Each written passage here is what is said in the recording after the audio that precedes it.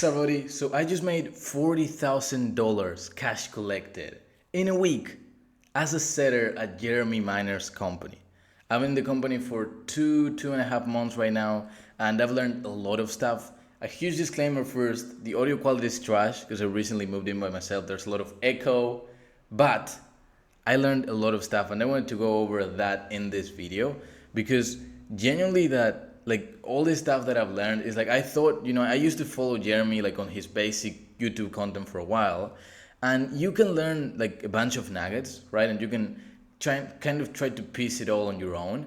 But it's like once you actually go through and you have like a coach that you can ask questions to, or you can role play, or you can do all these things, it's like it flips a switch.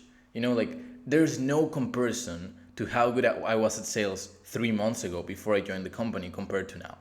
Like no comparison. It would be completely unfair to compare the two, dude. Because genuinely, I barely had any knowledge back then compared to what I have now.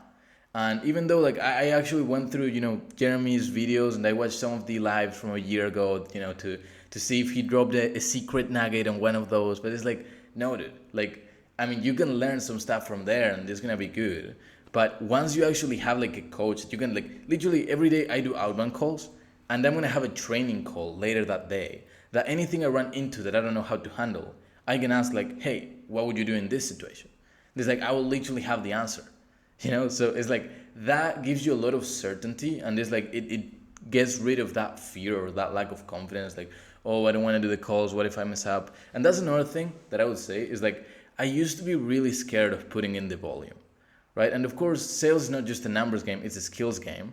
And I also really need to put in more volume, because through volume you also learn. Having somebody to do role plays with, or like actually doing the calls or whatever it is, and meanwhile you're learning. Having that daily coaching call, or dedicating like 2 or 3 hours a day to actually training sales.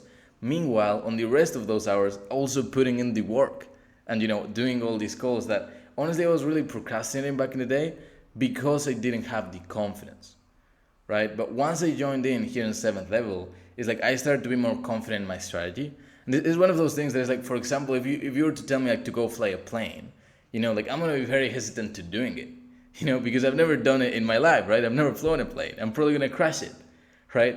Now, as I learn the skills and actually become competent in doing it, I can actually start enjoying it and doing it as much as possible, which is actually crazily enough kind of what's happening now. It's like I don't really care about like, oh, I need to call these people, and some of the people are gonna be like A-type, that is like, oh, what do you want? Yeah, I just want to get better. Like they give all these vague answers, but it's like you kind of start to like learn how to love the game. You start to become more confident in your skills, and you start enjoying it. Like you do it every day, and it's like, yeah, it's just the name of the game. Don't hate the player, hate the game. But I don't hate the game. I love the game. It's been getting better and better. But going into more tangible stuff that I've actually learned, because I'm being like very general, like, oh, there's some stuff that Jeremy doesn't just like, what? For example, what?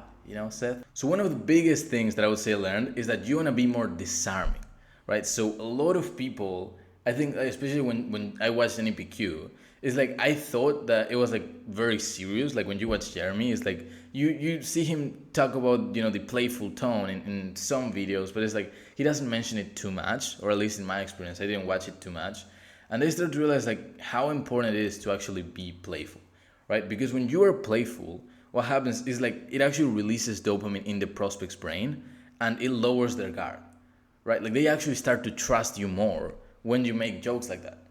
So it's like one of the best things is to actually try to think of jokes that you can add into your script. That is like you use the same joke pretty much for everybody, but it's like it kind of gets them to laugh. So for example, some of the people that we call, maybe they opt into some resource, but they didn't actually end up getting it. So then it's like, yeah, it's just said with Jeremy Miner's team, it looks like you opted into this, to learn how to sell more, right? Yeah, I did. Yeah, and I see you opted in though, but you didn't end up getting it. Like, did we bore you over there? Or what actually happened, man? And it's like, it actually gets people, just cracking up from the first few seconds, where it lowers their guard, and you can actually help them. Because if they don't trust you, if they have their guard up, because they think you're a salesperson, then you're not going to be able to actually understand what's going on and be able to, help them with your solution. Because at the end of the day, sales is about help, right? Like you really need to reframe your mind, especially if you're a salesperson, to realize that sales is not something you do to people, it's something you do for people. because they have a problem and they are coming to you. They opted into some resource or they booked in a call or whatever they did. It's because they have a problem and you have the solution. So when they are talking to you, you need to learn, even if they are giving you the most absurd answers and being the most resistant prospect, you need to learn how to take that and reframe it in a way that you can actually help them lower their guard, where they listen to you. They see you as the authority because they are there for a reason. I quote that Tony Robbins usually quotes from Mother Teresa is like, every single communication or every response is either a loving response or a cry for help. And sometimes it's hard to see it like that, because sometimes you have people getting mad at you because you called them on a Saturday and they were just having dinner or whatever it was. And it's like, sometimes it's quite hard, but it really is. There's either a loving response or a cry for help. And when you start to see it that way in those binary terms, it's like, hey, I need to figure out how to help this person. Like, what can I do to reframe them out of that way of thinking into a new way in which they actually realize the value that we could give and how this would change their life for the better, right? Because at the end of the day, that's how sales works. All sales is change. So you need to help people to overcome their fear of change and actually make them realize all the pain that they have right now and the fear of future pain, right? So that's what we ask, kind of dive deep into the problem and what that's doing to them. Has that had an impact on you? Those kinds of questions. It's like, yeah, it's really frustrating. It's like, after you get that, that's the pain, and then you can get the fear of future pain, which is like, what happens if you don't do anything about this and it keeps going on for like 3, 6, maybe like 12 months? Like, what would happen then? And it's like, then they see that the consequence of them not taking action, and that pain plus the fear of future pain helps them get over their fear of change, where they actually change now. Right? And so a lot of stuff, it might sound like a broken record because you might have heard it from Jeremy 1,000 times, but these are the things that I'm starting to learn more and more, and they're just getting like more and more ingrained into my mind. Where it's like, dude, this is it. Like, this is how it works. Because we need to be reminded more than we need to be taught. And a lot of times you see this once or twice on the internet and you think like, oh, okay, cool. You write down the quote on Notion on a page that you never look again or some notes. And then it's like you feel like you learned it, but you didn't learn it. You need to master it. It needs to become subconscious. You've just gone through the first step when you write down the quote. Like, it doesn't mean anything. So that's probably one of my biggest takeaways, which is like, there's levels to the levels of mastering the game. And there's people that are just winging it. There's people that are dabbling into it. There's people that they feel like they know it all. And then you have the ones that are actually committed to mastery. Right, where they are actually dedicating all they can to get to the next level, going and they actually put in all this work to get to the next level to help as many people as possible. Because at the end of the day, it's not just about being number one or top 1% or all this money. It's like, the more you become good at sales, the more people you're gonna be able to help. And if you find that statement to be false, then you should change companies. Because generally, you don't want to be selling for a company that you feel is unethical, because then all your conviction, all your everything is going to go down. And so you can have the best tonality skills, the best everything, but if you feel what you're doing is wrong, it's not going to be too long until you burn out or until you get sick, you feel like you don't want to work anymore because subconsciously you don't want to. Another huge thing that I would say along these lines is that, you want to, for example, for me, it works to be playful. Because I am usually more like that. Like, I usually don't take life too seriously. I try to just go along, laugh things off. Sometimes I get serious, but when I have those things, like, I deal with those myself. I'm usually not that serious around other people. I'm always joking around, doing whatever. And I don't know if that's an Argentinian thing. I don't know. But I'm just like that. I like to laugh around. I think life is for that. So when I hop on those calls, I don't want to be like, oh, what caused you to do that? Like, I don't know, just be like super monotone and super serious and super like, oh, but help me understand. Like, what? Like, that just doesn't sit right with me. And if it doesn't sit right with me, it's not going to sit right with the other person. Because we're very good at like feeling those things. Because, there used to be, before we learned how to speak, there was only non-verbal communication. So we became fairly good at reading those things, dude. Where nowadays, it's not like you can detect a liar all the time, but you can usually feel like something is off, right? And when the prospect is feeling something is off, there's like just all these little things that add up to their current fear of change that they are not going to end up making a decision at the end. So you need to be how you are. You shouldn't mold to NEPQ. You need to let NEPQ mold itself to you. Right? You need to literally just take bits and pieces of NEPQ and make your process better and better. And now NEPQ is absolutely amazing, and you still need to remain you to some extent. And on that note, I would say it's really just about like iterating, constantly innovating time and time again to actually find what works best for you. Because like for some people, like for Jeremy is like the NEPQ guy, right? Now other people, take NEPQ in some different ways. There are some people in this company that they are like kind of like very close to Jeremy in the way like how they take those calls. There are some people that are a bit more different, but they still use the NEPQ questions and a lot of the tonality and a lot of the things. It's just like they add their own touch, their own personality.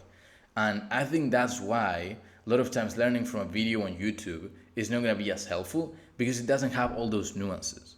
Whereas like you see one way of doing NEPQ from Jeremy. Meanwhile, there's like many different ways. And now what Jeremy teaches is like, I guess, the most pure NEPQ because he invented it. But there's many variations of it that would actually work better depending on your personality, perhaps, right? So it's just a matter of you being able to actually understand those nuances. Because I tried to apply a lot of the NEPQ things back in the day just from watching the videos, but my tone was off, right? And the word choices were nice, but when at the start of the call I was like, yeah, being the boring guy, like that didn't land, because I was like super monotone. But if you're like, yeah, just being the boring guy over here, what about you, man? Like that lands different, right? And this is generally all those little things that is very hard to learn tonality from a book, or it's very hard to learn tonality from some YouTube videos. You can learn it, but do you feel like the best actors in the world, the best salespeople in the world that know how to use their tonality the best way, they learned it just from some basic YouTube videos? Probably not. So it's constantly innovating in that way, and having somebody that you can ask those questions is actually really good for that. And so something I realized, for example, for me is like it works much better to actually add value to the other person's lives before booking them into a meeting, right? So I tested the difference, between when I just book them into a meeting compared to when I do a role play with them, and I try to like add value and give them ideas on how they can change their approach or what's going on, why they're getting these objections. And then those people are way more likely to show up, and when they show up, to actually close, because they see more value in what we do. That's at least what works for me. There's some other people that, they're like, no, you just gotta set the appointment, and they just set as many appointments as possible, and they focus on quantity over quality. And, some of them are also doing some great numbers. So it's a bit of what you prefer. I personally like the idea of doing role plays and things like that, and just helping them implement NEPQ, because I wanted to do it for so long, and it just wasn't working. And at the end of the day, like, you can do it these 27 different ways, but the most important thing is to let the people sell themselves to you, right? You want to let the prospect be the one telling you all their problems and telling you they want to buy, right? So for example, when I'm actually doing, the NEPQ, all this stuff, like going through the call, at the very end, I literally tell them like, man, like, I'm here to help. Like, what should we do about this? Right? And they're like, I don't know, man. I was hoping you could tell me. Right? And it's like, at that point, they're literally basically asking like, dude, please pitch me, like literally. And that works so much better. And I've seen how it increases like my show rates or close rates compared to if I just tell them, hey, so could I make a suggestion? Let's book a meeting, whatever. Like if I let them realize like, oh, I don't know, what would you say? And it's like, then I am like the one helping them because they don't know where to go. That makes them feel like they had the autonomy to choose, which is one of the biggest drivers of human behavior. And then, they actually end up being way more likely to actually follow through and go to that meeting. And the crazy thing that ends up happening, like when you do some of these things where like maybe you role play and, you add value, where they actually see you as the authority, like in the prospect's mind. And also, you disarm them with jokes or like make them laugh, you lower their guard. And then also ask the questions, like especially the hard-hitting questions, like what happens if you don't do anything, all that stuff, like with the right tonality. Then you actually end up having people that, at least for me, like at the end, they've told me like, dude, like I just want to sell like you sold me, And like, of course you never want to be complimented as a salesperson, so it's sometimes a tricky thing. It's like, hold on though, you like, cause it's selling something you do to someone or something you do for someone. They're like, no, no, no, for like you are helping me. But it's like I just want to do it that way for my prospects. I feel like I could help them. And those people that say that is like they just go to the Zoom meeting and pretty much they close. And the like I've had the closer, I usually ask the closers for feedback, and they end up telling me sometimes like, dude, like this guy was sold, like amazing set, dude, seriously. And it's like, let's go, because it cannot get much better than that. Like when a closer tells like, dude, this guy was already sold. Like that's one of the best compliments you can ever get. At least for me personally, it's like, let's go, dude, because it makes me feel like I'm doing well. But of course I'm doing well. I might be fairly decent, but I want to get to great. And I do realize there's a lot of stuff that I'm still not good enough and that I need to improve on a lot of things. So of course I'm making this video, but I'm still a boring setter here at Jeremy Miner's company. I'm not a closer. I'm not any fancy role. So you probably shouldn't listen to me. So I'd recommend, probably going to somebody like Jeremy Miner, or, there's also closers in the company like Paul Egan. I'm probably gonna leave his YouTube in the description along with Jeremy's. This guy is doing like 60K a month, and he's sharing like live calls, like actually with prospects and how he handles the objections and all this stuff. So it's like, that's pure value, man. This is just like some tips that I'm sharing, and the audio quality is trash, all this stuff is trash. I'm gonna get better. I promise. I promise. We're gonna get there. So I hope everybody's having a freaking amazing 2025, achieving all their dreams. I had a rocky start. I had a story that I might one day tell, something that happened, in the last few weeks. But overall, it's been actually quite great, dude. It's been a great start of the year. Been living by myself, which was a dream for me all this time. And I just want to update you guys. So here I am, and we'll see what the future has for us, dude. We gotta work hard, but we gotta trust in the Almighty, in God. Because we're gonna get there, dude. We can do it. You can do it. But God bless to everybody and wish you all the best.